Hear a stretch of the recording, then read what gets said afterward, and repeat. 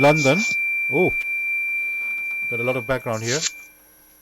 Hello, this is Saad here in the studio in London, listeners, on Bless Radio on the Tuesday evening spiritual discussion show from 6 p.m. to 8 p.m. And with me tonight, I've got Mena in the studio. Welcome, Mena. Yes, good evening, everyone, and welcome to the show as well. Thank you for joining us. It's first time he's being coming to the studio, and I believe Gregory's there with us as well. Gregory, are you there? Greetings, everyone. Welcome, Gregory. Gregory, where are you tonight? I'm still in Worthing. Worthing, okay. So let's tell us how it is here in London, North London. It's I would say it's cold, but what was the weather today? Yeah, it's been mild, not raining. I mean, it's a good day. It's been a good day. Yeah, it's been okay, good mild day. And Gregory, how was the weather where you are in Worthing? Just like you have in London. Okay. But not far from the sea, so it's okay. Okay, good. So, yes, dear listeners, thank you for joining us tonight. The aim of the show is to introduce you to the spiritual knowledge in the light of truth, the Grail Message by Abdushin. And as you know, we have a new topic every week. The topic for tonight, it is the spirit is willing, but the flesh is weak. Now, you might recognize this topic because it was meant to be last week's topic, but unfortunately we had some issues and we couldn't actually broadcast properly. So we're basically doing it tonight from fresh. So yes, the topic again, the spirit is willing, but the flesh is weak. And you can join in our discussion with any questions or comments. The number to contact us here in UK, it is 079 444 31366. You can call, text or use WhatsApp.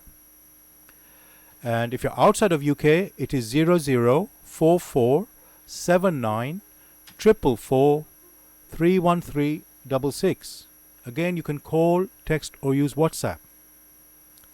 I'm going to begin with what is the Grail Message? The Grail Message in the Light of Truth by Abdushin is a spiritual knowledge of life. It offers an explanation of the world, a picture of creation on the basis of natural laws. Its lectures contain valuable basic elements as a help in life. For through the knowledge mediated, the reader is again brought closer to life and led back to God. The Grail Message deals with important fundamental questions of life by explaining in a clear and logical way the automatic working of the laws of nature, the whole weaving of creation, allowing every process to be recognized and thereby the purpose of our whole life. It is directed at the individual and speaks to the innate experiences of the human being, their strengths and weaknesses. Thus, every reader has the opportunity to discover, through the intuitive perception, if what is stated is the truth. Combining with matter-of-fact reasoning, a complete world picture arises, where there is no separation between the visible world and the great world beyond the five senses, nor any separation between scientific and religious striving for knowledge. I'd like to give you a couple of quotes from the author of the Grail Message, Abdushin.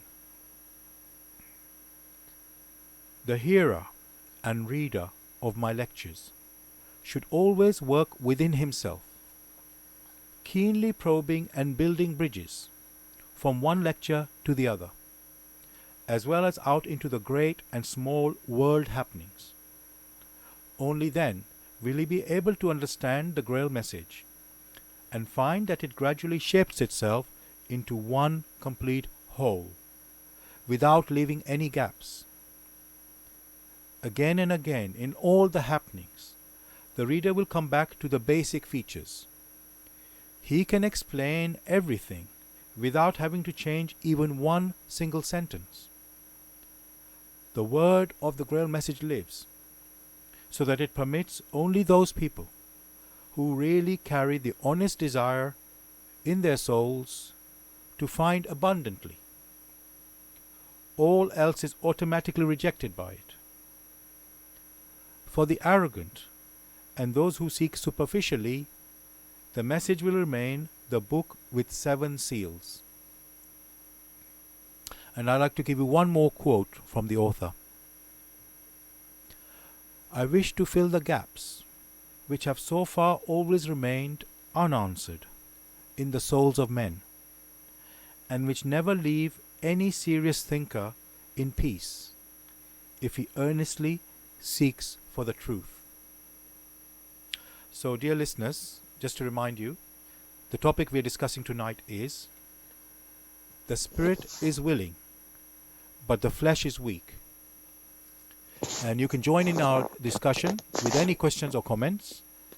The number to contact us, our UK number, it is 079 444 313 66. You can call, text or use WhatsApp. And if you're outside of UK, it is 0044 79 444 313 66. Now, listen, the title we chose tonight, the spirit is willing, but the flesh is weak. It's from the Bible when Jesus was speaking to his disciples, and so what I thought to begin with, it would be good to read the story which talks about, this phrase. So this is the story, and it's from Matthew chapter 26. Verses 36 to 46. Yes. So this is Matthew chapter 26, verse 36 to 46, and it says the title. It says Jesus prays in Gethsemane.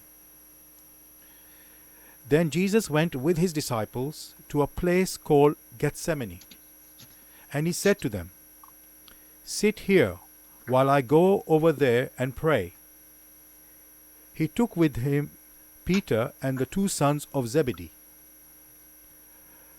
Grief and anguish came over him, and he said to them, "The sorrow in my heart is so great that it almost crushes me. Stay here and keep watch with me." He went a little farther, threw himself face downwards on the ground, and prayed, "My Father, if it is possible, take this cup of suffering from me. Yet not what I want, but what you want." Then he returned to the 3 disciples and found them asleep. And he said to Peter, "How is it that you 3 were not able to keep watch with me, even for 1 hour? Keep watch and pray that you will not fall into temptation. The spirit is willing, but the flesh is weak." Once more Jesus went away and prayed, "My Father, if this cup of suffering cannot be taken away unless I drink it, your will be done." He returned once more and found the disciples asleep.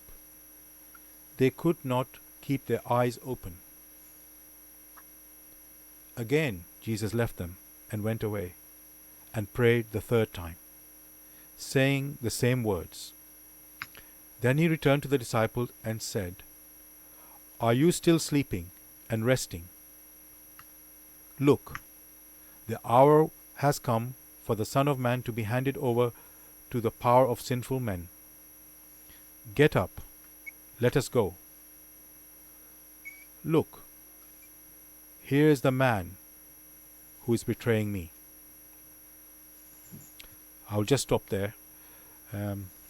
Gregory, I know the topic, as I said, is the spirit is willing, but the flesh is weak. And in this excerpt I've just read from the Bible, Jesus is talking to his disciples, or the 3 disciples that came with him.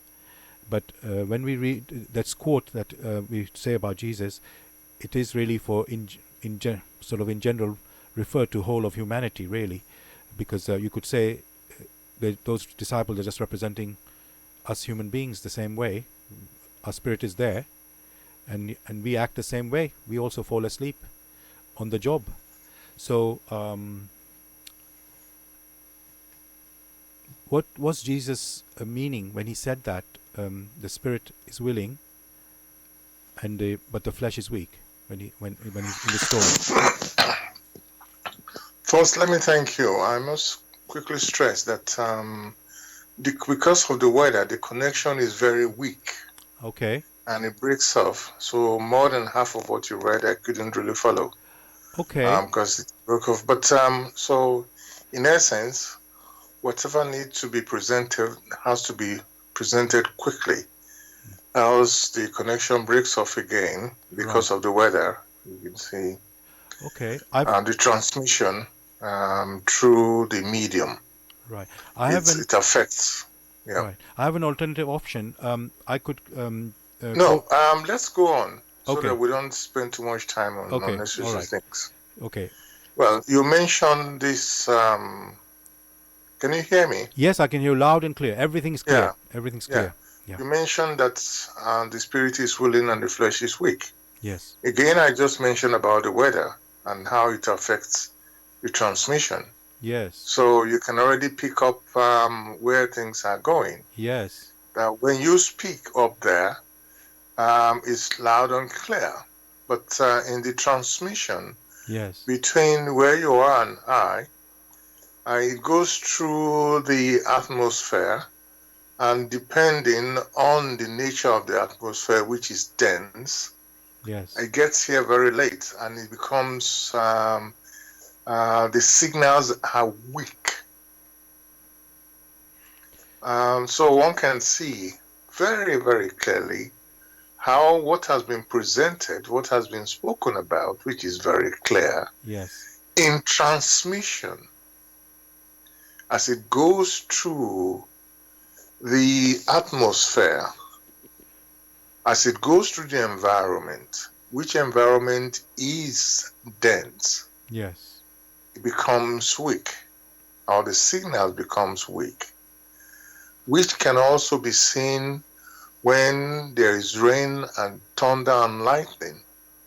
When you watch out whenever there is a lightning, you can already see the lightning. At the same time, there is thunder at that particular moment. In the lightning, you can see immediately, but the thunder, the sound comes much later. So it means there is, due to density, things are delayed. Or things are weakened. So in an intellectual basis, so one can see that which flashes up within the spirit, which has become deed. But as it goes through the different phases of matter, or as it goes through the dense media, it slows down. So you have that the media tends to absorb some of the very strong impression. And so what now gets to the personality is not as strong as it was. Therefore, it is said it is weak. Yes. Thank you for that analogy.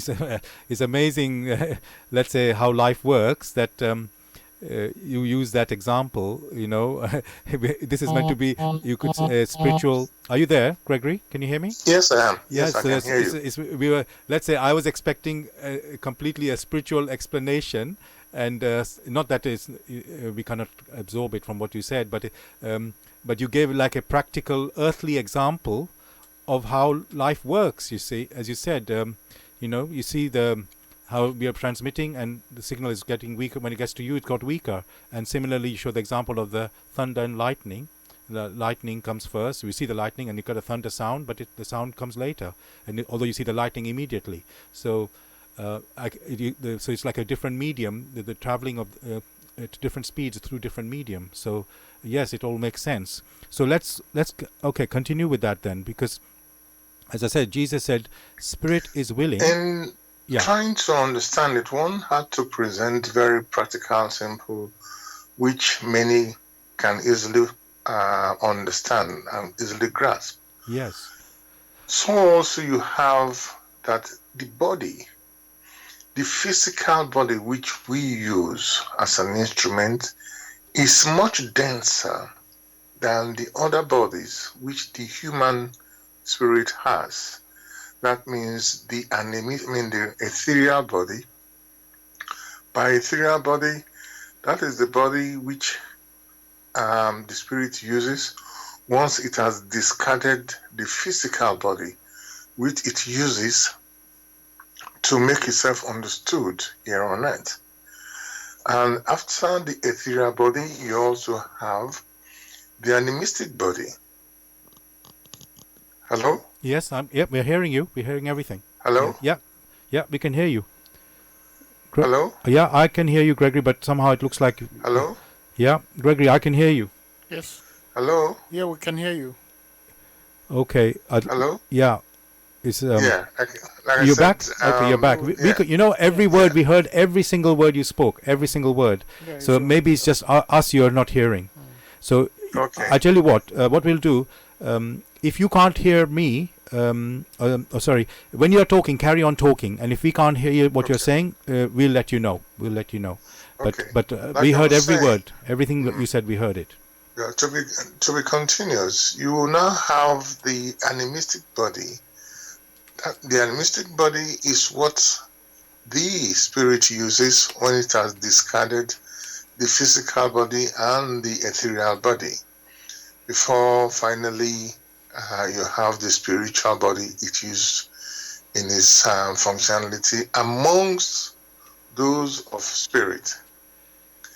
And therefore, in its operation, you have in one's intuition, once a decision is made, it becomes deed. However, because of the densification of these bodies, which one just mentioned, these absorb much of the impression, and this final impression, which reaches the physical body through the back brain, becomes weak. That is why we have that discussion, which they said the spirit is willing, because it has already willed, and will and deed are the same, are one in spirit. So the spirit is always willing. It has become deed. But the flesh does not respond to the will as immediately as is thought about. And because of this densification, that is why it said it is weak in absorbing what needs to be implemented.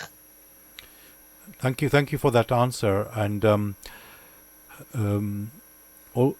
so now, yes, this is sort of a question I was going to ask later, but I think I could ask now. As you said, spirit is willing.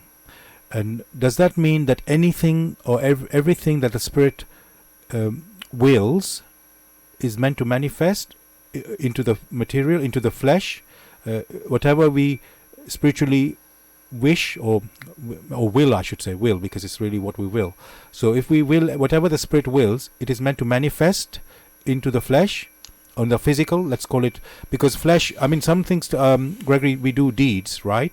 Physical actions that you can see, but there's also our words, which we know has an impact on people, and also our thoughts, which also has impact on people. So is that also part of the spirit willing the thoughts?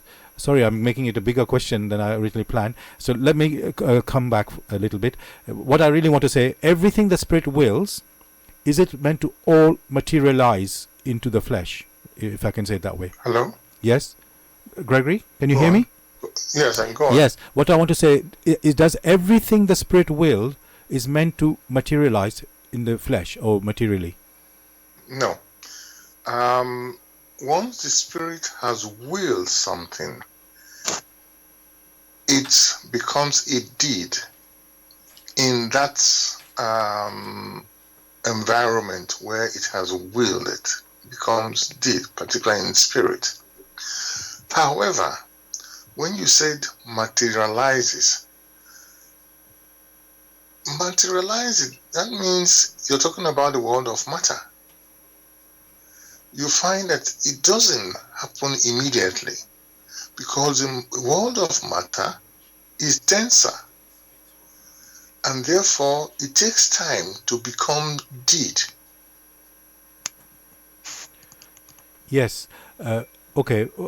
Actually, my question was more about whatever we will as a spirit, is it meant to manifest? So I can I realize and I understand that not everything that we will does materialize. I can accept that, because let's say through this passing into the densification, the more dense materials, things don't always manifest. They don't always materialize. But should the Spirit, whatever the Spirit wills, should it actually all materialize? So is it, in other words, is it this? I know the flesh is weak. We've said the flesh is weak, but should it be able to materialize everything the Spirit wills? Because there are two ways of seeing these things. Maybe the first one you are thinking about is when the Spirit wills, how does it manifest? Manifest in spirit. And how does it now manifest in the world of matter? These are two different things. The first one, in which how does it manifest in spirit, it all depends on the purity of the willness or the willingness. It is that purity, if it's pure in accordance with the laws through which the human spirit, came into creation and exist, then such a willing or such a will manifest in such a way that it will be of benefit and will help the spirit to rise higher and higher. If, on the other hand, it is not pure, then we have the scenario in which the spirit will sink deeper than where it was initially. For such impure or such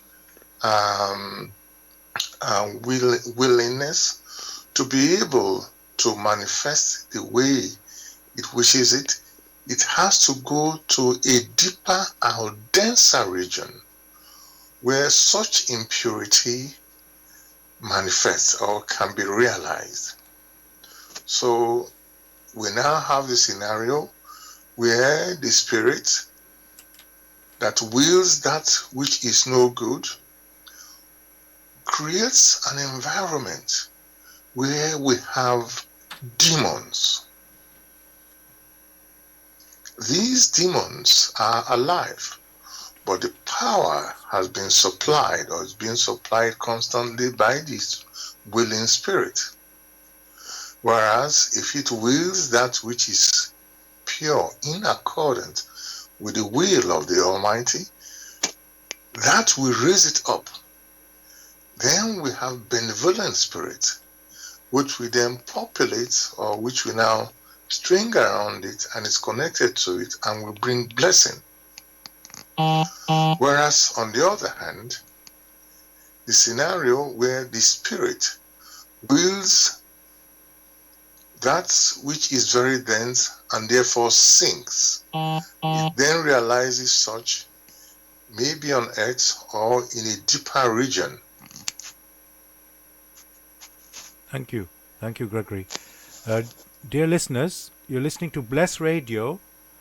This is a Tuesday evening spiritual discussion program from 6 p.m. to 8 p.m. And the aim of the show is to introduce you to the spiritual knowledge in the light of truth, the Grail Message by Abdrushin. And the topic we're discussing tonight is the spirit is willing, but the flesh is weak, which is a quote from the Bible from Jesus. And you can join in the discussion with any questions or comments. The number to contact us here, our UK number is 079 444 31366. You can call, text or use WhatsApp. And if you're outside of UK, it is 0044 79 444 31366. Again, you can call, text or use WhatsApp. And dear listeners, if you want to get a copy of the Grail Message or want more information, you can go to this website, which is www.grailmessage.com. I'll spell that. www.grail, Grail, message, MESSAGE.com. And also to let you know, listeners, we are doing a talk to introduce the Grail Message this Sunday in central London. It is being held at the Theosophical Society, Sunday the 23rd of February, 1 p.m. to 3 p.m. The address is 50 Gloucester Place, London, W1U 8EA. And the nearest underground is Baker Street. So I'll just say that again. So we're holding a talk to introduce the Grail Message this Sunday in central London. The date is Sunday the 23rd of February, 1 p.m. to 3 p.m.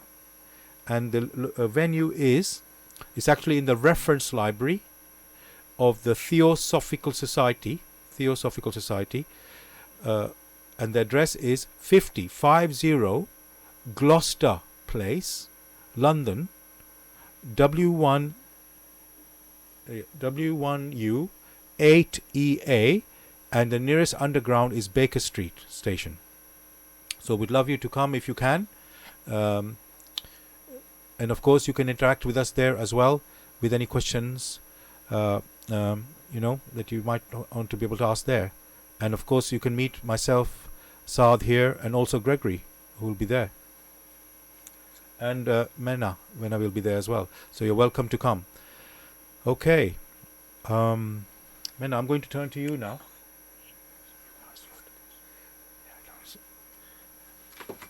Yeah. So, Mena, because I haven't brought you in yet, so I'd like you to talk about this. So, usually... Okay. Mena wants Gregory to ask this question. Okay, so Gregory, I'm coming back to you again. Okay. I like to actually go into the title word by word, or let's say certain words in the title. And as I said, the title tonight is this, or the topic tonight is the spirit is willing, but the flesh is weak. And the first word would be the spirit. So, Gregory, could you tell us what exactly is spirit? Like we'll be always stressing, spirit is the essential, the inner core of man. But on an intellectual basis, one may refer to spirit as energy. So that's a very general term. Energy. Okay. All right, but fine. That's, let's say, the very outline way of putting it. And then, of course, we are talking about human beings here. So, are we saying that because also that means if you say spirit is energy, that means the human being is also energy, which I can understand, that in a way everything's energy, or whether it's spirit or not, I would say, it's all everything is energy. You know, the matter, the wood, the table. Okay. Oh, okay. Yeah, can I you want comment? to say something, Yes, Mena? Go on. You want to say something? Absolutely. Yeah. Well, thanks for bringing me in, Sad, and Greg. Thank you for all your contributions. I'm quite pleased. Yeah. You did give us a very clear picture of what how the spirit is, how the flesh is weak and the spirit is willing. You know, given that analogy of the weather. I hope I'm clear. Am I clear? Yeah. Good. So, I still want to extend that picture you gave, the analogy. You know, because we actually the quote which Sad read was referring to human beings, and it actually, if we give that picture, it actually infers that the body in itself it's designed to be weak. Um, the body is a layer, and the spirit in itself it's what animates the body.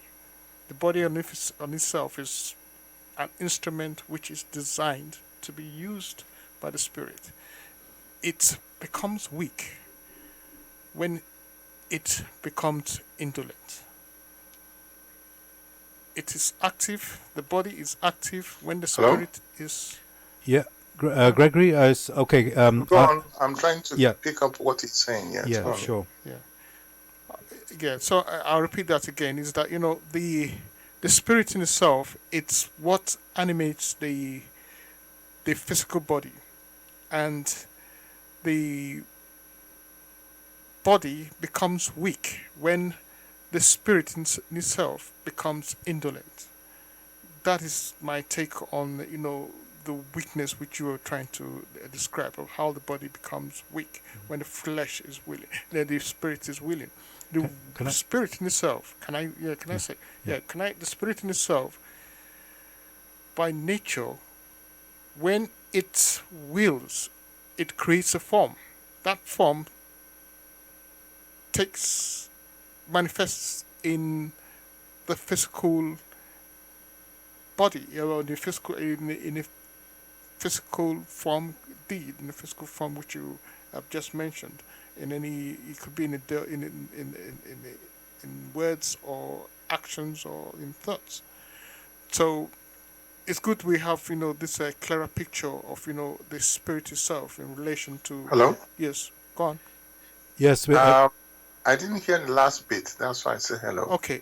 All right. So yeah, Just what I'm saying. Make it brief. Yeah. Okay. Yeah. I'm still emphasizing the fact that the body itself becomes weak when the spirit in itself begins to exercise a lesser and lesser function. Well, may I come in very quickly? To some extent, that is true. However, because of the differences in density, it cannot be otherwise.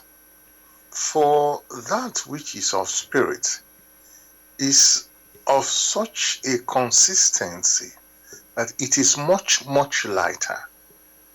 So that which is much lighter moves faster, and that which is denser is slow. So in all naturalness, there is a limit that the spirit can do. It can only impress its wave of energy on the back brain, and it has to go through transmission. Just as you were talking, you can only impress your thoughts, your words on the system. The system still has to go through transmission, just as it has to go from the back brain to the frontal brain. And in that, taking that step, there is a consolidation. And therefore, to make itself understood, you find that there is a slight loss because they move at different speeds, at different motion. Therefore, when it then gets to the frontal brain has lost some of what had been put forward. Only with practice can a correction be made.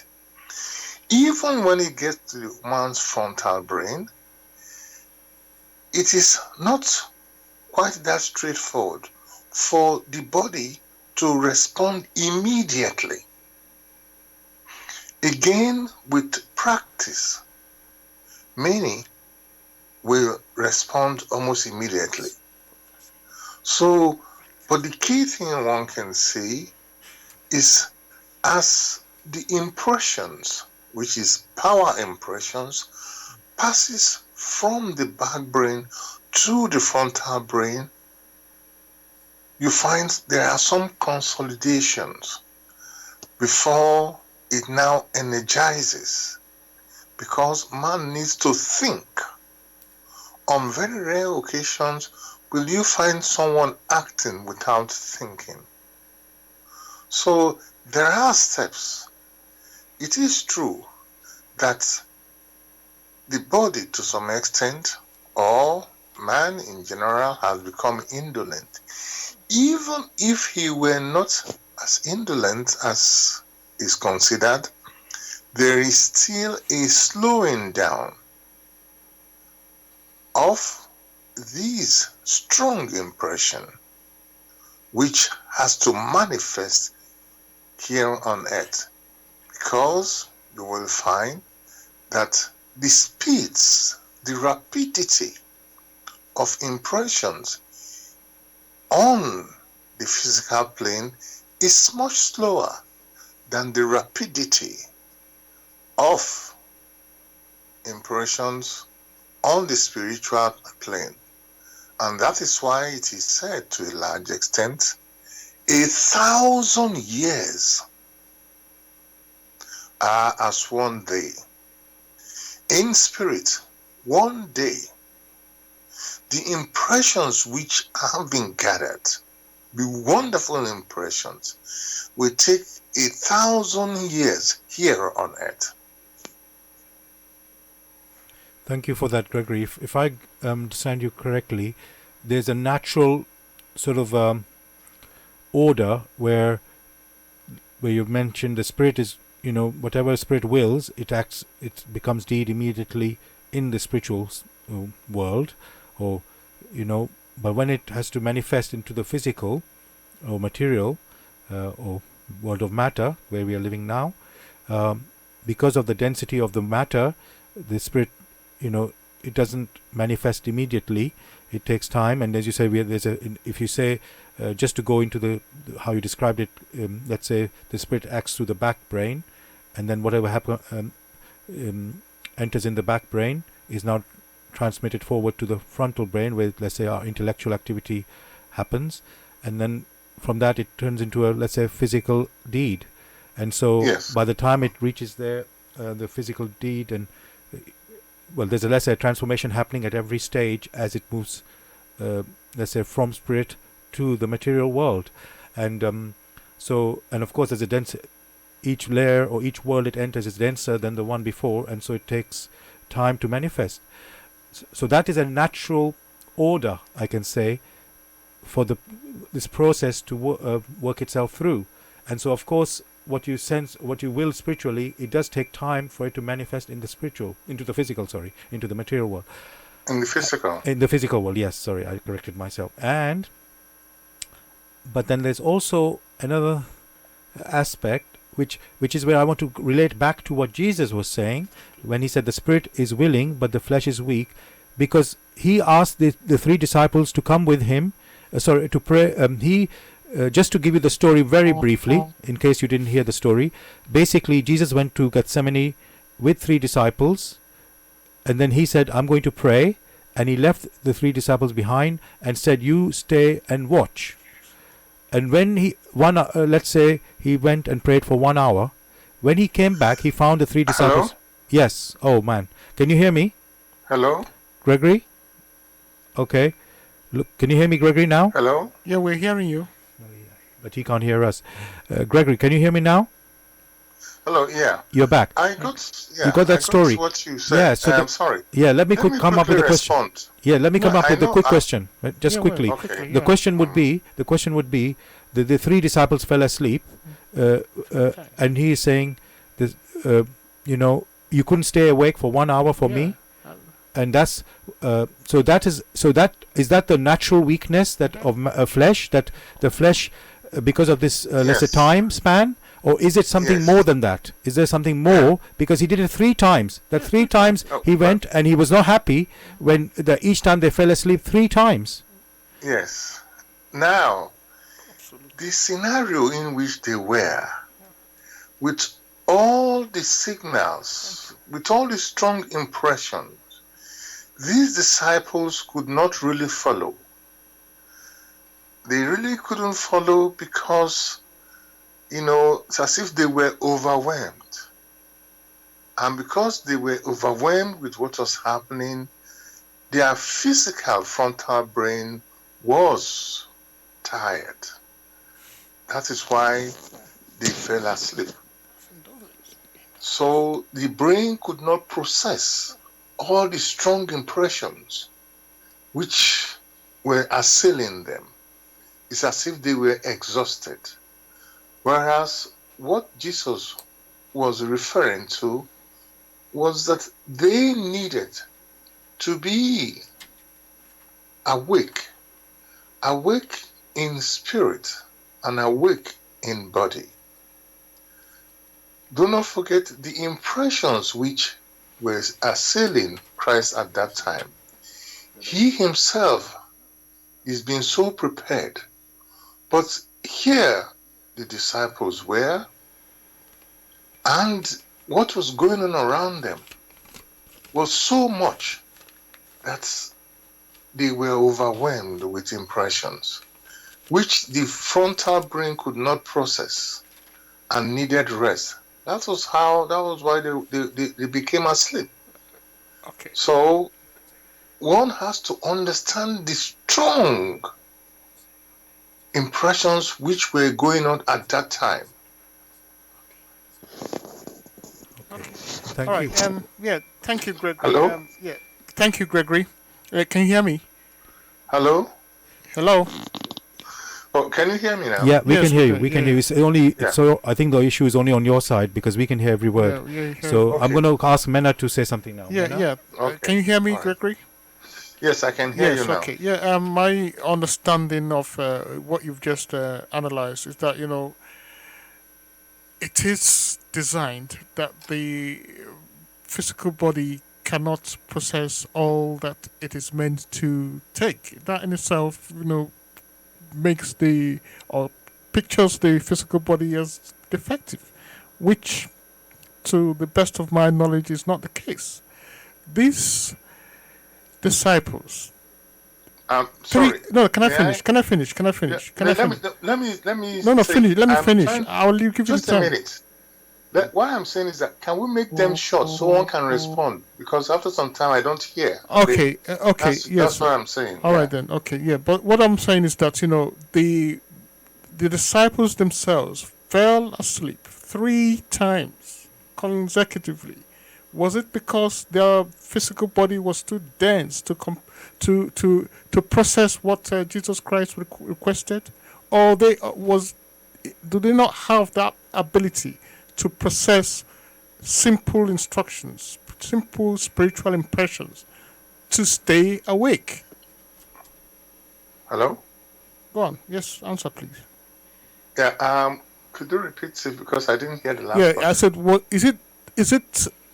was this a function of the physical body? Was it because, they didn't understand the demand, request, the spiritual impression, or the request which Christ gave to them to stay awake? Was that not clear enough?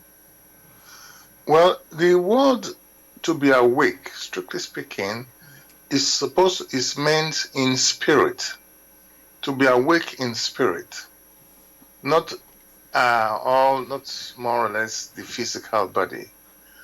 Although it is assumed that for one to be awake in spirit and body is the highest that can be demanded of the human personality. But one thing should become very clear. When he spoke to them and he said they fell asleep, it is not very clear whether it was referring to the physical sleepiness or spiritual asleep, or spiritually asleep. When the impressions assail the personality in such a way, he becomes unconscious of the environment when the expressions are too strong. A simple example, for one who is awake in spirit, if is taken to a higher realm, in that much higher realm, because the movements, the vibrations are so fine, he or she, the personality, falls asleep, is unable to process those higher vibrations. And by the time he returns from the higher realm, he or she is only able to remember the extent before it fell asleep. Now consider he himself, who is life itself. Imagine the impression flowing from the higher realm to Jesus. And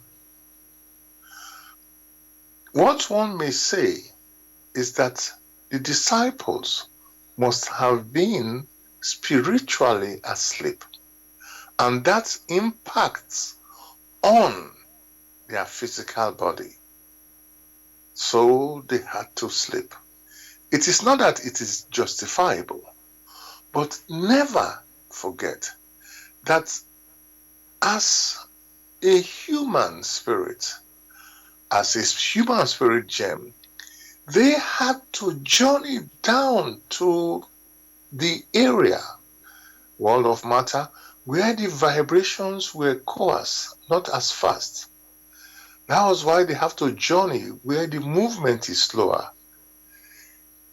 If they were in such a state in paradise where the movement is so fast, there would have been no need to come to the world of matter. So on a gradual note, they needed to move far away, where gradually they had to come to consciousness before self-consciousness. Yeah. So there is a limit to which the physical body can take. Okay. So my take, most likely, is that they were spiritually asleep, which impacted on the physical body. All right, thank you, Gregory. I'll go to what you say, but my understanding and what I would. Hello. Yes. Yeah.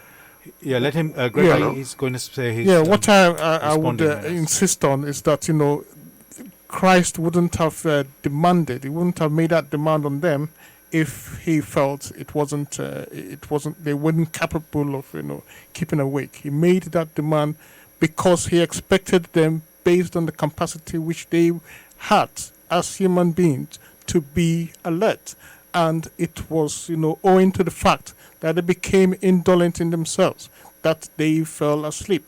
We will not excuse the human spirit this fact that he has to be awake, astir, to be active, to be alert, in order to actually. True. Yeah. So we should not cut corners for ourselves. Well, you just have to be. up and doing. I'm sorry. Yeah, I said your take on it is right. Great. But ask yourself one question. Show me the human spirit that has come to mature, who is so much on the alert that from time to time he or she hasn't fallen. Show me one. No, I can't show you, but it's a demand. It's a demand that the human spirit be alert. It is. I mean, you cannot. Yes. Don't. A demand that the human spirit must be alert himself, in watching and praying. However, look at the state of the human spirit. Where the human spirit as it should be, then most of us should be back in paradise as human spirits who have fulfilled, self-conscious. One is not trying to find excuses for anyone, but examine the scenario. And when you examine the scenario, then you may come to a better understanding and find that it is not finding excuses for others.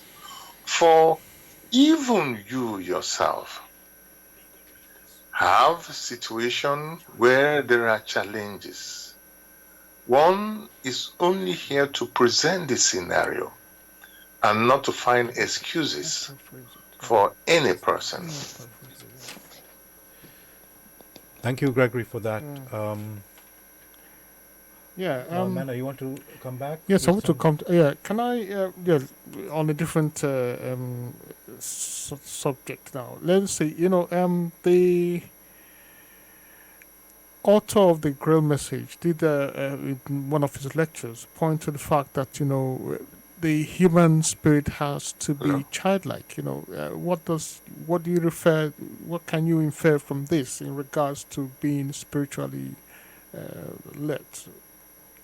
Spiritually alert. Yeah. Repeat the question. The first part. Yes, I said, the author of the Grail Message, Ad-Brasheen, did in one of his lectures, refer to childlikeness.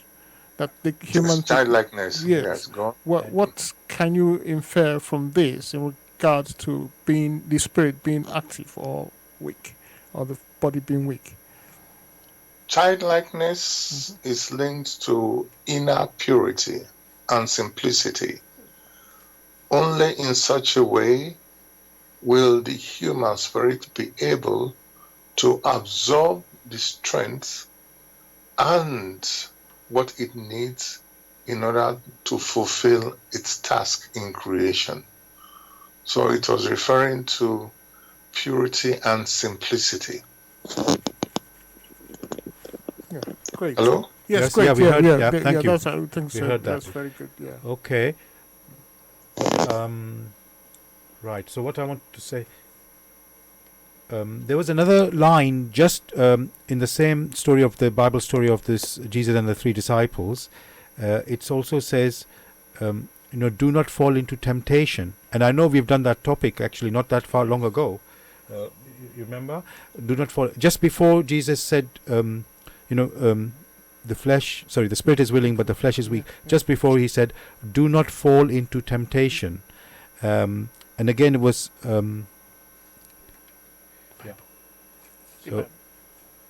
sorry. So, just, so basically, in reference, Gregory, just to bring the two lines together. Maybe I should read it from the Bible, that line. Just 1 second. It's not here. That's okay, 1 second.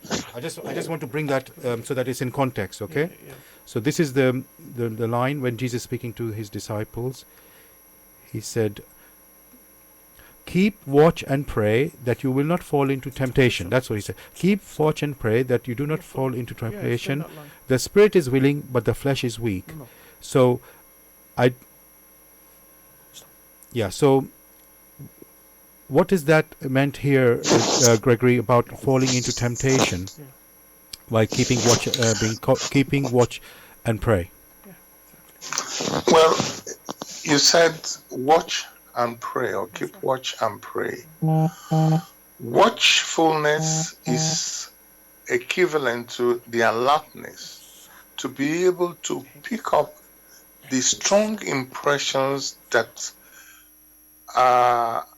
abound in creation, that flow towards man, and at the same time to make use of these profitable impressions for upbuilding. That, strictly speaking, is prayer. But this has to be done at the level of each species. In spirit, it can be fulfilled there. In the soul, that means within the spirit within, when the spirit has different bodies, say the soul, it can be fulfilled there. And here on earth, it can also be fulfilled there. But that does not mean the strong impressions which assail the spirit can all be achieved at the same rate as you will have on earth, as you have in the spirit. Because the permeability of the covering is such that the spirit is much more mobile. So many a thing can be accomplished. But whilst here on earth, it takes a bit of time. Take, for instance, in spirit, if you are to have a garden, willing it is such that in spirit, it appears in no time. Here on earth, you wish to have a garden. When you will it, do you expect the trees to grow in 10 seconds? In no time? It wouldn't take time for the flowers to grow? Wouldn't you have to water it? So the movement here in the physical are slower. The processes here in the physical are slower. The weakness which is meant is that the processes are slower. That is how it is. One cannot say because one is so strong. Now, I will it in spirit and it should happen in the physical level just like that. It doesn't happen that way. Okay. It takes time because there are processes here in the physical plane which are much slower. Thank you for that, Gregory. Dear listeners, you're listening to Bless Radio. It's the Tuesday evening spiritual discussion program. The aim of the show is to introduce you to the spiritual knowledge in the light of truth, the Grail Message by Abdrusheen. And the topic we're discussing tonight is the spirit is willing, but the flesh is weak. And you can join in the discussion with any question or comments. The number to contact us here in UK, it is 079 444 31366. You can call, text or use WhatsApp. And if you're outside of UK, it is 0044 79 444 31366. Again, you can call, text or use WhatsApp. And if you're interested, you can in the Grail Message, you can get a copy of the Grail Message or get more information on the Grail Message by going to this website, which is www.grailmessage.com. I'll spell that, www.grail, I'll spell it GRASIL message MESSAGE.com. I'll say it again, www.grail, Grail, and message is MESSAGE.com. And also to let you know, we are doing a talk this Sunday in central London to introduce the Grail Message. It's near Baker Street, and it's on Sunday the 23rd of February, 1 p.m. to 3 p.m. and the venue is the Theosophical Society, and it'll be held in the Reference Library in the Theosophical Society. and the address is 50 Gloucester Place, London, W1U 8EA. So again, the talk is on Sunday the 23rd of February, 1 p.m. to 3 p.m. in the reference library of the Theosophical Society. The address is 50 Gloucester Place, London, W1U 8EA, and it's about 10 minutes walk from Baker Street Underground. So, may I come in with a simple example? Yes, go ahead, Gregory. We have this program which we are running. I am sure that Mena made that strong will to be at the train station or to be at the studio. However, in his head, in his spirit, that has already become a deed. But Mena, you knew how long it took you to leave where you live to the studio. Or were you expecting that because it has become deed in spirit, and therefore you just fly to the studio? Yeah, thank you for giving me, using me as an example. But you could see that, that I came here on time is a testament to the fact that certain deeds can be done as willed by the Spirit. Precisely. That's what one is saying. But does it mean that immediately it occurred to you when you wanted to get to the studio that you then transported yourself, all right, as if you had a vehicle, went through air, and you got to the studio? There are processes here on earth which still have to be followed. You have to get a vehicle, or you have to enter the underground, and then the traffic and all that. Yeah. These are processes which slow down, because these form the densification which we are mentioning. Yeah. And again, I have been observing that many times when we have these programs, sometimes in summer, everything is very clear. But because of the weather in which we have, you all know that when waves pass from one medium to the other, these waves are bent, light waves. So these are very practical examples. And if these waves are continually bent, so sometimes you will hear, sometimes the waves are weak, you won't hear very, very well. These things have to be taken into consideration. These are some of the weaknesses which are meant. Yes, thank you for that. I'm not going to criticize that. Let us. I I want to say, going along with that, everybody has a wish what they want. I know it's not quite the same as will, but there are things that people want, and let's say some people get what they want, and some people don't get what they want. And I know it's not quite the same as willing, although, let's say if you want something, you're going to have to work for that. Obviously, it doesn't just by thinking or saying it doesn't make it happen. And obviously, what I want to say is, if you work, there's a saying that people say, when you want something or when you really go for something, the universe moves with you. So because you're really striving for that, you're really, really longing and striving.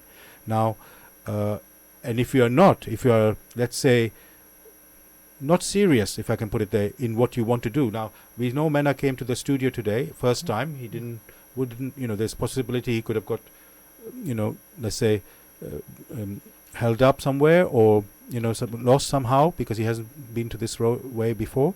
But let's say his will was strong and, he was determined to be here. And even if he, let's say, was delayed, he still would have got here. And so just say, as a practical example, like I say, many people want something. Some may be not so earnest about what they want something. And then, they won't get. I cannot say it in every case this will happen. But in general, you would say, if you really strive for something, then it will come to you. Those things will happen for you. And what usually happens, let's say you even get lost, say coming here, you can always ask, oh, how do I get here? Ask somebody in this way, and you get help, even though you yourself cannot a bit lost. So would you say, Gregory, the striving and the longing, is that a factor to in the process of willing? Because when we say the spirit is willing, is there some extra, let's say, input required to manifest what we want or what we will? Let's say like that. So is there something further that must be there? Thanks for this particular question. The manifestation of that which has been willed strongly in spirit, the final manifestation in the physical depends on the preparedness of the soil. If the soil, that means the inner man and the person and the environment in which, if the soil is not completely prepared, that which should reach the person who is supposed to receive, that may not reach, or it may even come in a weakened form. So it is the soil. Many times, a lot of things which has been willed very strongly, in purity, in simplicity. By this, one is not talking about the manifold, confused thoughts that we have. Today we want a car, tomorrow we want the world, the following day we want our own personal plane, then we want to kill other people. That is not what is meant. What is meant is the simple intuitive perception which is supposed to help the human spirit to mature. Those things which are of benefit to the spirit. Many may be asking for gold. Many may be asking for money. Never forget, it's only government that made money. The creation didn't start manufacturing money and putting in people's pockets. That never happened. So it is human spirit. The human personality, they sat down with government and formed those sort of things. That which is of benefit to the spirit, once it is willed, pure gentlemanliness, kindness, understanding for one's neighbor, some of these things which tend to purify the human spirit. Once these things are willed, productivity in all that one does, as long as the longing is unflinching and the will to achieve this is there, before too long, the inner atmosphere around the human personality will be so prepared that that which it seeks, it will find. That is what Christ meant when he said, seek diligently and you will find. Ask, asking in spirit, diligently, and it will be granted to you. This again depends on the ability of the spirit. Don't forget, spiritual abilities are not identical to intellectual abilities. These are two different things. The structures which has been set up in creation to ensure the human spirit matures are different from the structures which is set up here on earth, where you have favoritism. Now, don't expect people in politics who say yes and they mean no, whom say no and they mean yes. Do not expect when you now ask, you said, oh, help me like a politician so I can deceive my neighbor. Such will find no resonance within the laws of creation, because politics and the like, as you know, is so different, because what you say may not be what you mean, and what you mean may not be what you say. So one should separate physical requirement, desires, and spiritual striving. They are so very different. Although if one is discerning enough, one can achieve both and ensure the physical desires or longing will assist with spiritual maturing.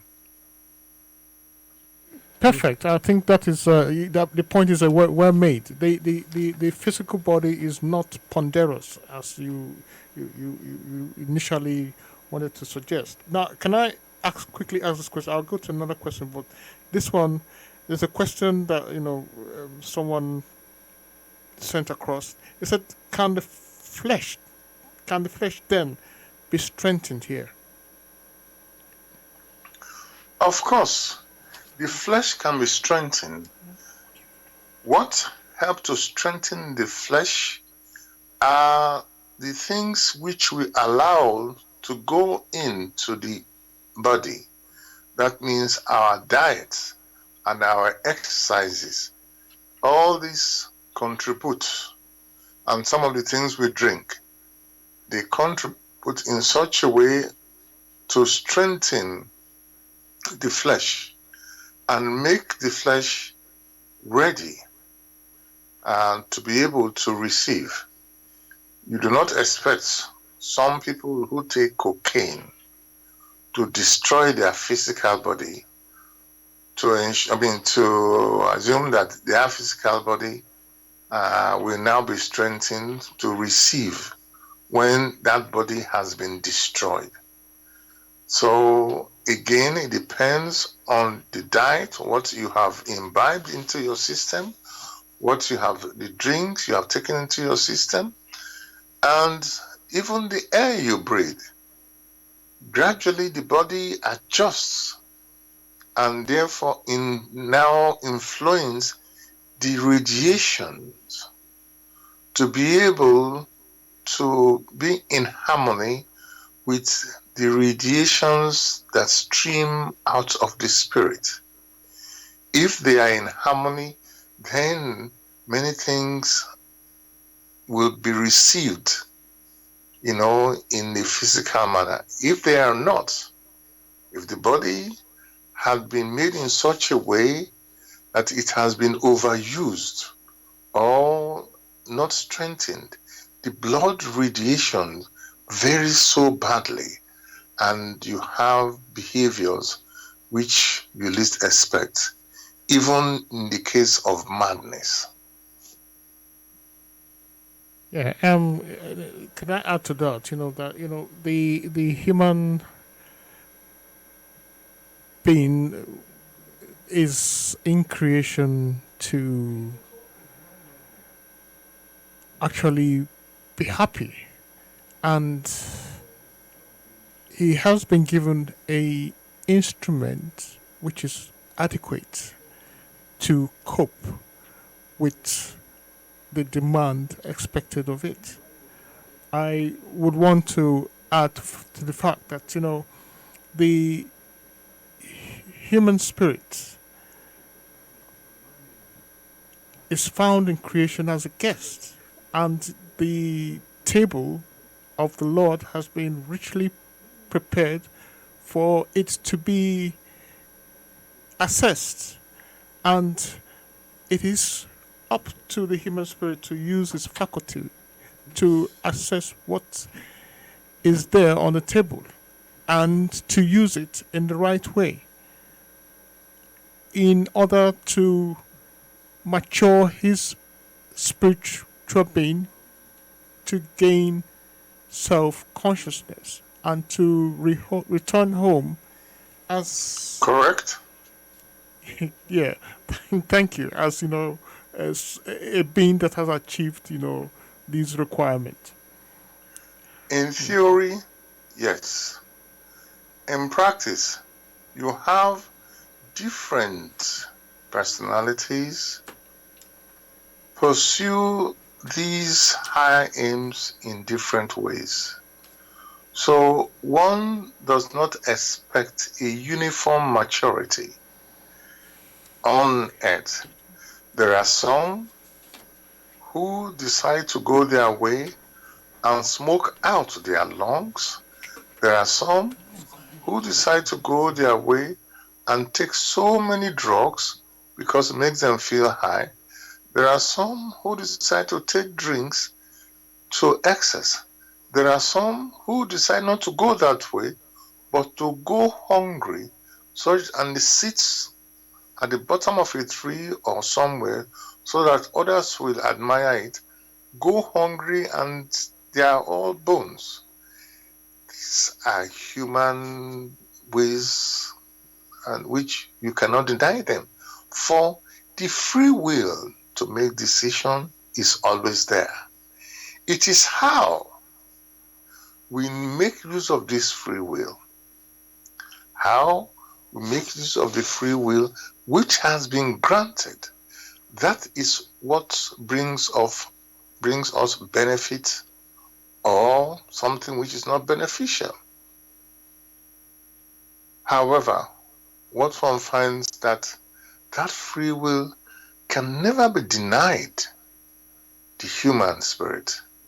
For, like you rightly said, is an intrinsic feature of the human spirit. Everything that needs, or that the human spirit needs to mature, has been placed there. The question is the human spirit willing to make use of this free will to bring benefits to it? That's a different story. Thank you, Gregory. I've got, I want to quote something from the Grail Message for the listeners, in reference to what we've been talking about. So there's a lecture called Childlikeness in the Grail Message, and I want to read a section of that for the listeners. This is so when I begin it might sound a little bit out of context, but I will be, because that's how it's written here. So this is, as I say, a section from the lecture Childlikeness. Take note then that in the spiritual planes will and deed are one, but in the material planes they are separated through the nature of the substance. That is why Jesus once said to men, "The spirit is willing, but the flesh is weak." The flesh, which refers to the gross material substance of the body, does not convert into deed everything that has already been will and deed in the spirit. But also on earth, the spirit in its gross material garment could compel its volition always to become a gross material deed if it were not too lazy to do so. It cannot hold the body responsible for this indolence, for the body was given to each spirit only as an instrument, which it must learn to control in order to use it properly. And I just want to continue a little more. The spirit is a child of creation, and it must be childlike therein if it wishes to fulfill the purpose for which it stands in creation.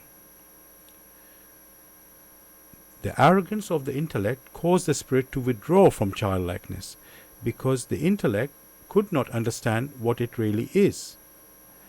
As a result, however, the spirit lost its foothold in creation, which in order to remain healthy itself must now expel it as a stranger, an intruder, and a dangerous creature.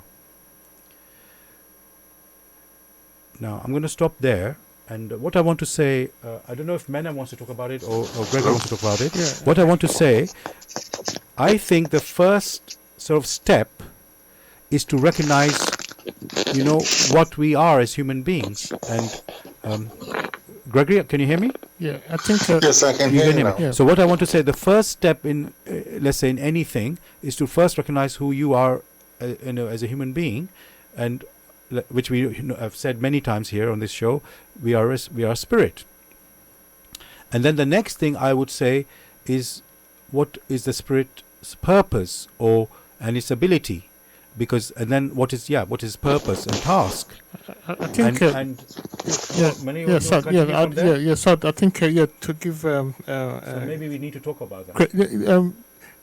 Gregory had actually given a detailed explanation as to the fact that everything in creation has been laid there for man to actually harness in order to develop his ability. But because of his nature, he sometimes finds it difficult. I'm paraphrasing this now.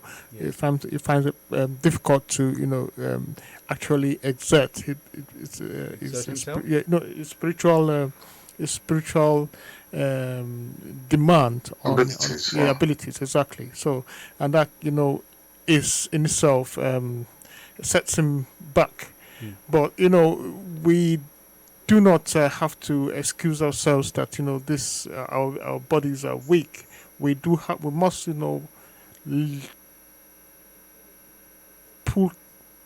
bring ourselves up to that level where the spirit actually controls us, where when it says go, it gives you the time, the space, and the energy to complete your tasks.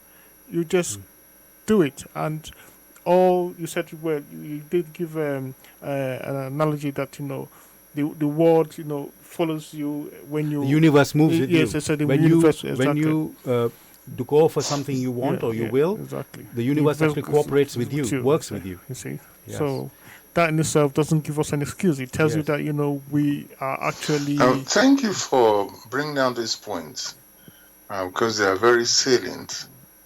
Also, one should not forget that when the spirit is in motion, it takes things bit by bit, one step after the other. It doesn't make jumps.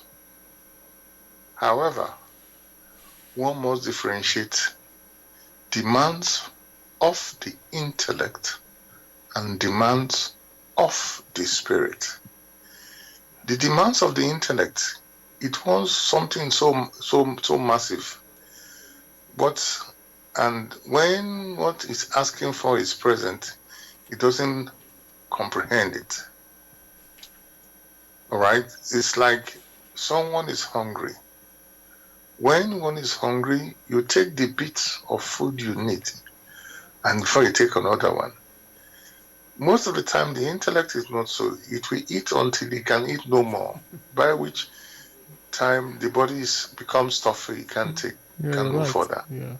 Whereas that of the spirit, it will take a bit and take another bit as a child would do.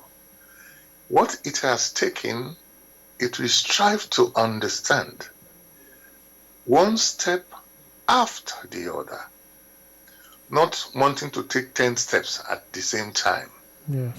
Which shows the immaturity of the spirit. For a child of creation and a child of the Almighty, these are two different.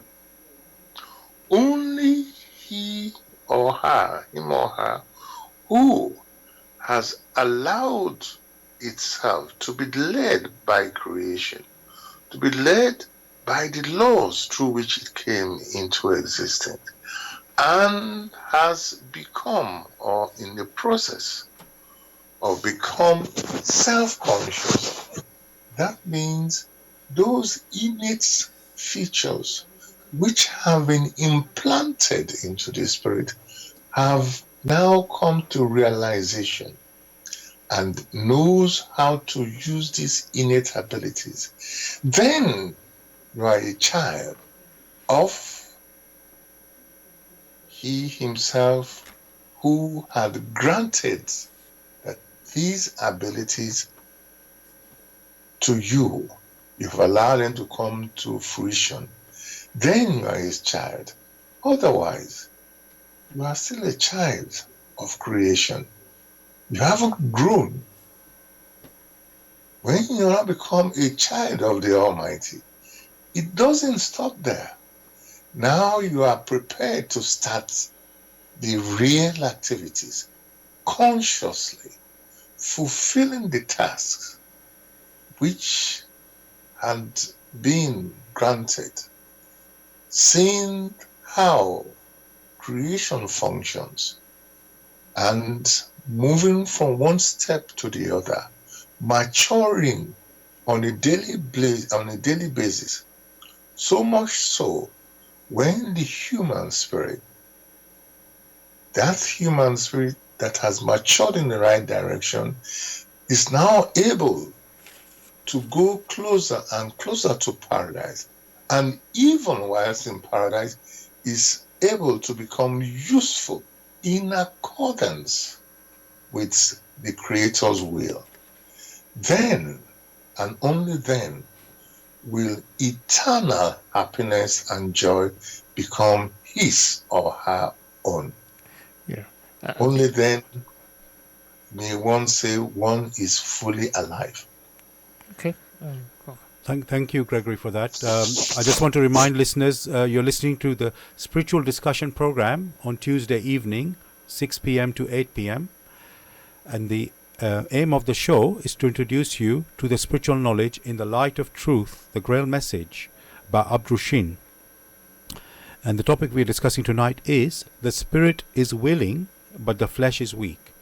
And you can join in the discussion with any questions or comments. The number to contact us here, our UK number, it's 079 444 31366. You can call, text or use WhatsApp. And if you're outside of UK, it is 0044 79 444 31366. Again, you can call, text or use WhatsApp. And if you're interested in getting a copy of the Grail Message or want some more information on the Grail Message, you can go to this website, which is www.grail, Grail, message, MESSAGE.com. I'll spell that again, www.grail, Grail, message, MESSAGE.com. And also, we're having a talk to introduce the Grail Message this Sunday in Central London. It's Sunday the 23rd of February, 1 p.m. to 3 p.m. The venue is the Theosophical Society, and it will be held in the Reference Library. So, Reference Library of the Theosophical Society. The address is 50 Gloucester Place, London, W1U 8EA, and the nearest underground is Baker Street. It's about 10 minutes walk from Baker Street Station. Mena, you wanted to say something? Yes, yeah, I did. Gregory, in addition to all you've said, you also have to reckon the fact that, the human spirit has been traveling through subsequent creation over millennia. He has been coming and going several times. Call it incarnation, call it whatever name, but he has, in order to mature himself. At the point in time that the disciples were called to active duty, they should have been fully at their duty post, ready to understand or take the impressions of the Spirit and act upon it. I think that should be correct to hear. Yeah. Yes, what you said is correct. But at the same time, one has to be careful, and because the challenges that assail the human spirit, even with the best of guidance, how the human spirit can easily be displaced because it is not watching and not making use of the power that has been granted it in the right manner. When all this is considered, then it may become clear why there are so many failures. For instance, there is the Holy Night, the kings, the three kings who brought gifts, material gifts to Jesus at his birth. They dropped these gifts and they went their way.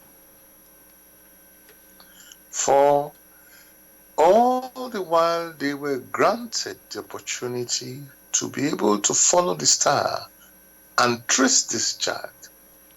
But the protection, the material protection which they were to give to this child, they ignored. For they only understood to some extent material gifts. In spite of all the support and guidance which they were to provide to that child. Now one can understand these three kings haven't been prepared, and they came and only provided earthly gifts and left, had failed woefully. So, but one should not just point fingers at them. The question should be, man, how do you stand? How does one stand within the scheme of things, even in the discussion which we now hold? Each personality, the speakers and the listeners, must examine themselves that no stone is left unturned. Yeah, I was thinking, also dwelling on the fact that, the human spirit has passed through creation severally in order to develop its physical body in order to act upon its spirit. That's the point I was making. And that, but at the point where they are called to duty, they should have been fully prepared. That's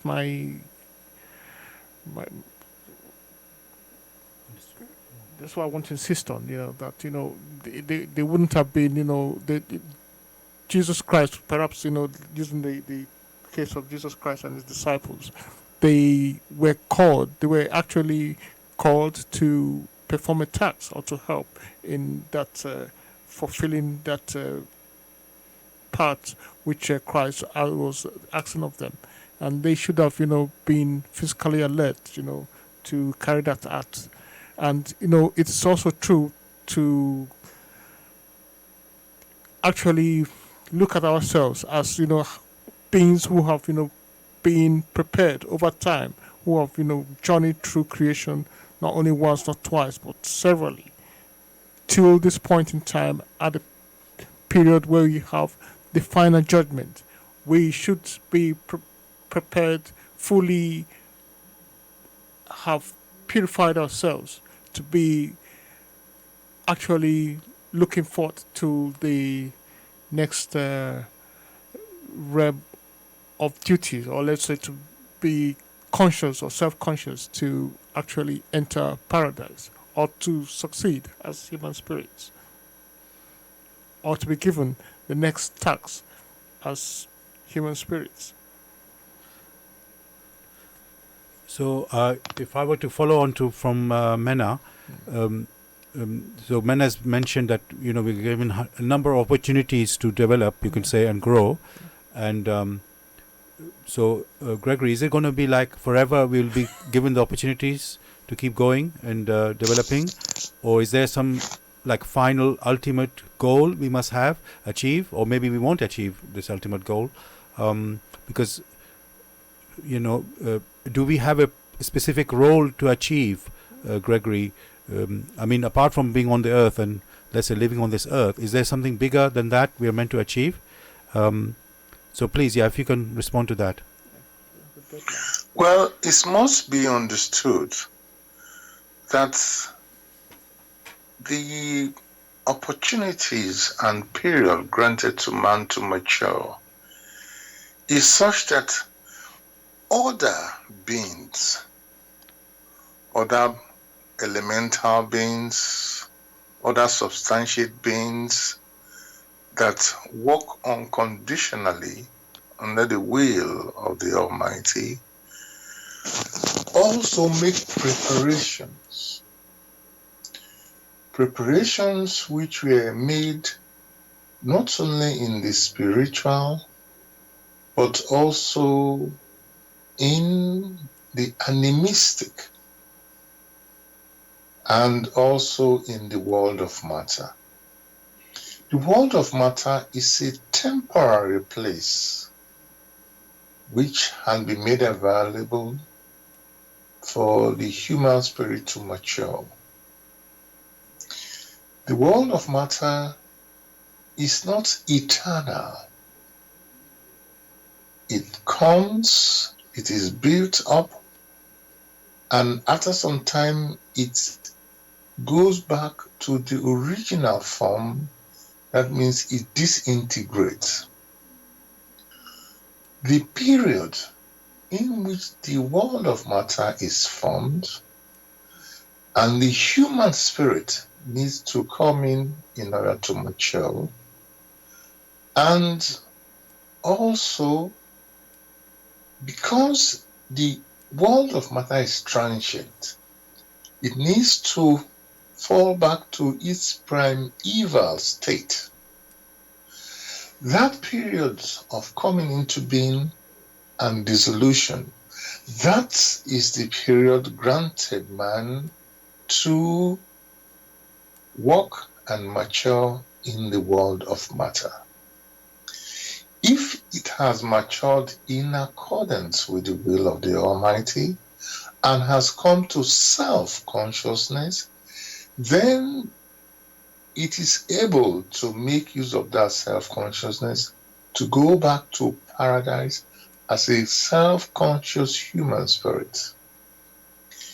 If, on the other hand, it didn't make use of that period where the world of matter came into existence and then before it then dissolved into its primeval state, it means, therefore, that period has been wasted. That human spirit, or that spirit gem, is now stripped of the useless experiences it has acquired. It means it is not matured enough to become a self-conscious human spirit. It will then return back to paradise as a spirit gem, the way that it came, because it wasn't able to acquire the self-consciousness. So, is it going to happen forever? No. A time limit is set. From the time it comes into the world of matter and the time of the dissolution, because the world of matter is transient. Yeah,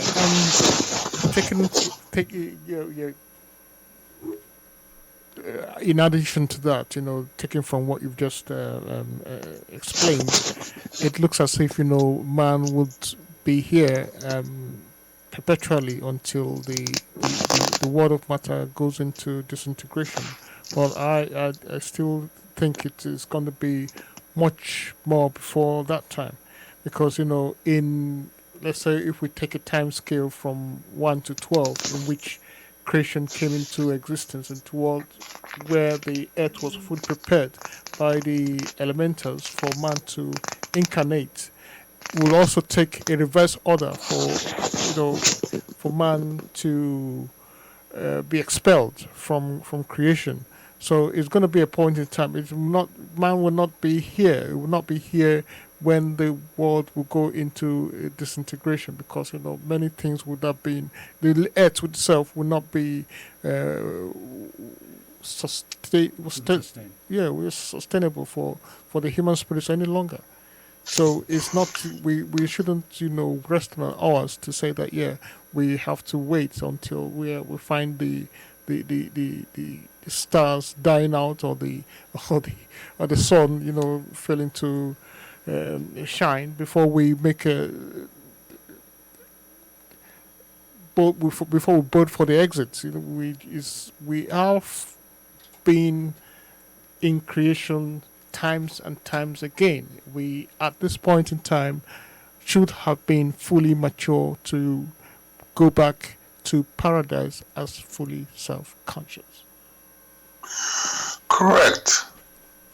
At the same time, in discussions like this, only tokens are mentioned, as children will have tokens.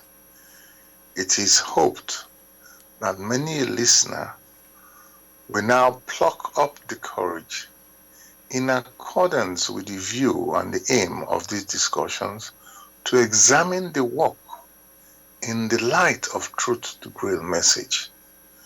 That is the goal.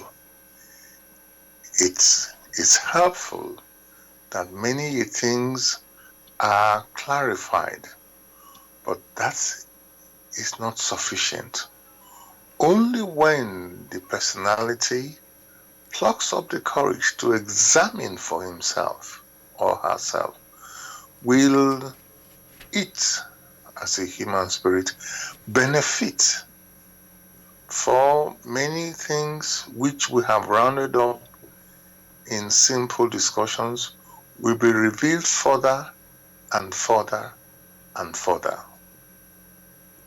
Yeah, absolutely. I would agree with you that the given our own understanding of what the Grail Message is of no much benefit to anyone listening, unless the person examines the work himself and makes a practical application of what is contained therein. You're quite correct, and it's my urge, to.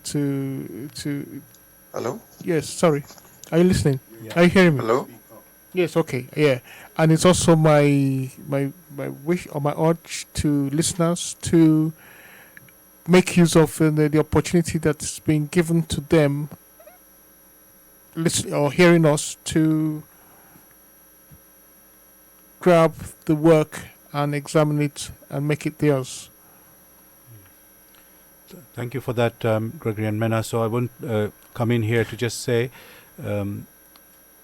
if you really are interested to know of the Grail Message and or want to get a copy, you can go to this website, which is www.grailmessage.com. I'll spell it, www.grail message message.com. And yes, what I want to ask next actually is, like I said, we need, first thing, task for everybody is really recognize who we are, which we said is a spirit, and then and use our abilities, our spiritual abilities, and we are aware. We have mentioned on this earth we've got this body. In the body, we've mentioned already in this show tonight that the spirit may will and act in the spiritual sense, but what will manifest in the material or in the world of matter because of the nature of matter, it cannot, the spirit, whatever the spirit will, doesn't manifest automatically in that same second into the material. And, it's like, say, it takes time to develop and so on. Now, and you've also mentioned that there's a spiritual needs and actions, and there's also the, let's call it, earthly or material needs and actions that we do. So the next question really would be, what should be driving? Hello? Yeah, so, can you hear me? Yeah. What should be the? One second, Sad, yeah, because it's good to be clear on the fact that the human spirit had been given the body as a tool, and given the time to use, for it to actually make use of this body to act or to purify, or to come to that state of where it becomes subservient, useful to the obedient to the spirit. That period has been given. Hence, we have the judgment and the final judgment. So what you're saying, the body should be under the control of the spirit? Yeah, by now it should have been fully mature, fully... the time we live now. Yes, yeah. So that's what, yeah. Okay. And how, because we are on this earth, right? Yeah, and we always have our thoughts and ideas and things. And I know Gregory's already clarified that, yes, there's spiritual needs and there's the earthly needs. And it is the spiritual needs that should be, let's say, running the show, or they should be taking the front. I can't say the right word at the moment, but they should be taking the lead rather than the earthly requirements, let's say, having a home or car or a job and these things, although they're all necessary things, or at least for a time they're necessary, but the real goal that should be driving us is the spirit. So the question I want to ask from that, Gregory, where do we get the inspiration or the direction from the spirit? How do we listen to our spirit? Let me say like that. What is it that we should be, because at the end of the day, everybody has in their head, oh, I want to achieve this, I want to achieve that. But what should be sort of directing us or guiding us? Should we pray and ask for help from the Creator, the Almighty? Well, there must be clarity in these matters. When you mentioned we know we are of spirit, then it's a sort of confusion there. Who are the we? Is the we or the I, not the spirit? Then the question, how come that we are in this confusion? Confusion only abounds when the spirit is, number one, indolent or lazy, which now permits the tool with which it's supposed to work, which is the intellect, to exert itself in such a way that the effects of the spirit becomes minimal. That means only what the intellect now desires, which is the things of the earth, only that is now of importance. Take, for instance, the virtues, patience and perseverance. These are foreign to the intellect. And these are virtues which the spirit needs to cultivate. It means when one uses the word to cultivate, it means the spirit needs to exert itself to ensure these innate abilities are realized are brought to fruition. But when you have the scenario where the intellect takes over, it wants to so plant a corn today and reap it today. It wants things to be done in a hurry. No reflection, which reflection only means that the inner man, which is spirit, is able to work harmoniously or to jolt the earthly intellect to respond to the needs of the spirit. The needs of the spirit become simple if and only if the earthly intellect passes on what it has experienced to the back brain, such that the spirit will examine it. If that's not the case, it's either the spirit is asleep or the intellect is so overwhelming and nothing goes to the spirit.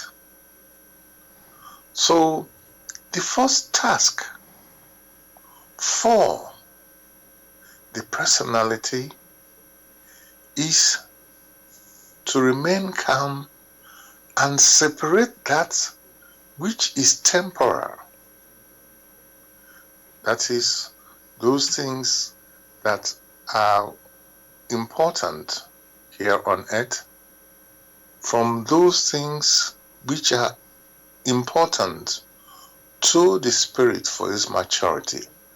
And that is why one mentioned patience and perseverance, earnest good volition, love for one's neighbor. These are virtues which the human spirit should take along once it has finished its time here on earth. One should not expect that here on earth, where you have procreation, when you go pass over, you are going to be engaged in procreation up in spirit. That never occurs. One should not expect here on earth, where you eat all type of food which you prepare locally, when you go over, you are going to be eating the same bread and drinking the similar wine, or eating pizza when one goes over there. Those things that are of earth will be made use of on earth. And that which is of benefit to the spirit should be cultivated. Those things of the earth only help to strengthen the physical body such that it's able to radiate in such a way that the spirit is able to experience. For if there is no harmony between the physical body and the spirit, then there are problems. So the first task is to calmly differentiate, to help the human personality to do that. We have now on earth available the walk in the light of truth, the Grail Message. That is why we bother at all to have these discussions, such that many will pluck themselves away and examine. If you do not examine, how can you then find out that which is of benefit or not? So the first task is to be awake, to examine everything that comes one's path. Else, that which is lasting, again, that which is of more of permanence, that which is of spirit, will pass you by. Yeah, thank you, Gregory. I just want to quickly add that the spirit is willing and the flesh is weak, you could also understand that, the spirit itself has the physical body has in itself taken dominance over the spirit, that we become more materialistic, and that necessarily not being asleep doesn't necessarily being going to sleep into the or going back into the bed, but you become more earthly. You become more earthly. You become more engrossed in things that are material. That is, being asleep. You are becoming, and that's why your spirit no longer recognizes or is not able to strive as it should do, and that is spiritual indolence. So, like I think you did quite rightly point out that being asleep is not necessarily being in bed, but being earthly and actually given free dominance or free reign to the intellect to control everything that concerns you and your life. Thank you, Mena. We've come to the end of the show, listeners, and I hope you enjoyed the discussion. And want to just ask my colleagues to say a few words to say goodbye. Gregory, are you there? Just to check. Yes. Okay, please go ahead, please. We know the spirit is always willing in strict activities, but please let us ensure that which is willed by the spirit is recognized, so we can make use of those impressions that the Spirit has willed. Hopefully, they will be beneficial impressions. Wish you a beautiful week. Thank you for that, Gregory. And Mena, what would you like to say to the listeners? Yeah, I want to. I'm afraid if we still have time left. Not in terms of the program, but in terms of we as human spirits, do we still have time left to develop, to awaken, not to gain recognition, to awaken to spiritual consciousness? We don't have time. You don't. Every minute, every second counts. Thank you for that warning. And dear listeners, just to remind you, there's a talk on the Grail Message happening this Sunday in central London, Sunday the 23rd of February. It's at the Theosophical Society in the Reference Library, and it's Sunday 1 p.m. to 3 p.m. And the address is 50 Gloucester Place, London, W1U 8EA, and it's 10 minutes walk from Baker Street Underground. So you're welcome to attend that. Of course, you can hear about the Grail Message, and it'll be an opportunity to ask questions, any topic at all that you might want to talk about. So you're very welcome to attend that. And we'll be there, myself, Gregory and Mena will be there. So we look forward to seeing you there. And of course, we'll be back next Tuesday, as usual, with another topic. Again, 6 p.m. to 8 p.m. And just to remind you, if you do want to get a copy of the Grail Message or want to get some information, you can go to this website, which is www.grailmessage.com. I'll spell it, www.grail, Grail, message, message.com. So I wish everybody a great week. God bless. All the best, everybody. Take care.